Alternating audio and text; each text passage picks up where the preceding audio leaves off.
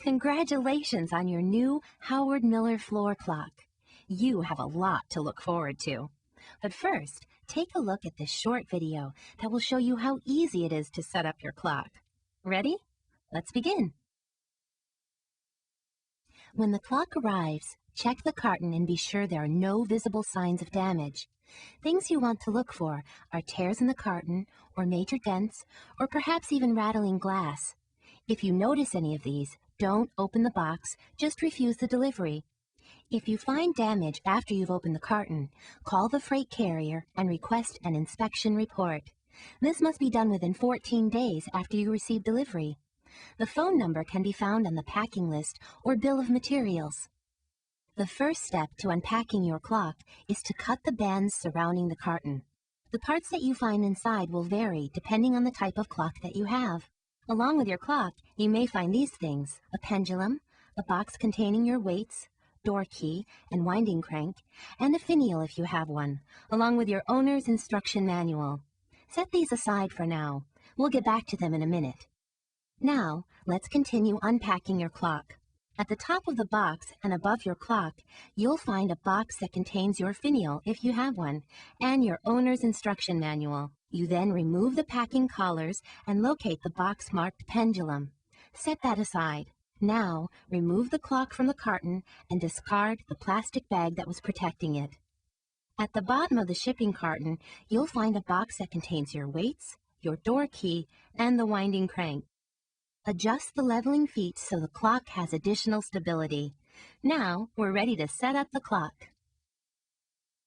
For cable-driven side access clocks, first open the door. Then you'll have access to the clips that secure the side access panels. Release the clip so that you can then remove the panel. You'll notice 3 styrofoam blocks. Just leave those and allow the clock to run for about 24 hours. Remove the cardboard that protects the chime hammers. Then reach in and remove the foam pads that protect the hammers and chime rods. For cable-driven front access clocks, first open the door. Then remove the cardboard materials that are protecting the chime rods. You'll notice 3 styrofoam blocks. Just leave those and allow the clock to run for about 24 hours. Reach up behind the dial and locate the foam pad that protects the hammers and rods, and be sure to remove this from both sides of the movement. For cable-driven rear access clocks, first open the door and remove the cardboard packing materials that protect the chime rods. You'll notice 3 styrofoam blocks. Just leave those and allow the clock to run for about 24 hours. Then unscrew the back panels of the clock, allowing access to the movement. Reach in and remove the foam pads that protect the hammers and rods from both sides of the movement. For chain-driven side access clocks, release the clip securing the side panel and remove it. Then reach in and remove the foam pads that protect the hammers and rods. Now you're ready to release the bag that holds the chains and the clip that secures the pendulum guide. Now clip the drawstring and release the chains. Then you can remove the plastic guard that protects the chains and the plastic guard that protects the chime rods. For quartz movement clocks, release the clips that hold the back panel.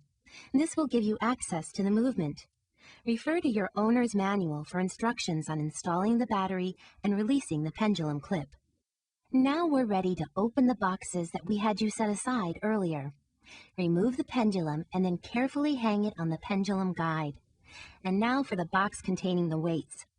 Open the box and you will find 3 weights, each clearly marked left, center, and right. Facing the clock, hang the weights in each of the positions for which they are marked.